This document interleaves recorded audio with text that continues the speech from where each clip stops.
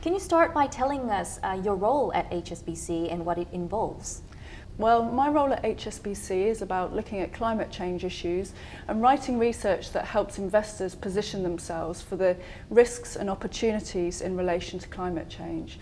So that involves looking at the policy mix, looking at the scientific evidence, looking at the consequences of change, i.e. the impacts on economies and countries, and thinking about how investors can position themselves in relation to those factors. There's been a lot of talk of the potential of longer-term stranded assets in the carbon-intensive sectors. Can you briefly explain to us what this is about? Yes, for sure. So the carbon bubble is all about looking at the carbon intensity of assets. So in the 5th assessment report from the Intergovernmental Panel on Climate Change, they really set out in stone the consequences of spending a carbon budget. And they talked about the fact that we can only use 2/3 of the fossil fuel reserves that we have left in the ground if we want to stay below our target of keeping temperatures under 2 degrees. So that means that we need to think about how coal assets, oil and gas companies might be impacted by those changes.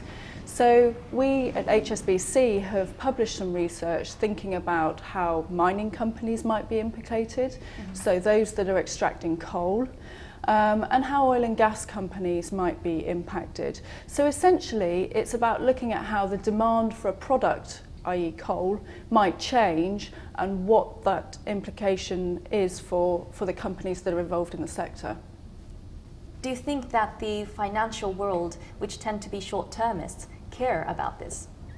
Well, I think increasingly people do care. So we've had quite a positive response to the research that we've published by both SRI investors and mainstream investors that are thinking about the longer term.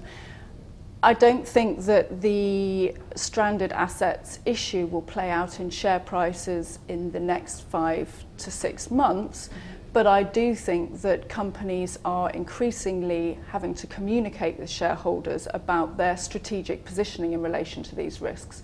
And ultimately that will filter through to the shareholdings of the investors that are here today. Do you think that regulations could have an impact in this area? Certainly, for sure. So the regulation that is happening globally on generating and developing a low carbon economy means reducing emissions, and some countries have stricter targets than others. But the carbon giants, namely China and the US, have targets, and for China in particular it's all about growing but reducing the carbon intensity and energy intensity of growth. So what that means is that the demand for coal changes and the regulations driving that are changing the demand for coal, and that will have repercussions throughout the global economy. For instance, the markets that China imports coal from or exports coal to will see differences in the demand profile in the future. So regulation, yes, is certainly driving change, and ultimately investors have to be aware of that and think about how it will impact the value of their portfolio. Now, lastly, tell us your opinion on the role of investors in fighting climate change. Well, investors need to be thinking about both how emission reduction will change the value of assets, but also the implication of warmer temperatures. So, for instance, we've done a lot of work on the water cycle, whereby warmer temperatures increase evaporation, speed up the water cycle, create droughts and floods. And that means that it changes the ability of a company to operate under those factors. And what we see is that investors are thinking all across the opportunity and risk potential of the holdings that they already have, and are driving that low carbon strategy.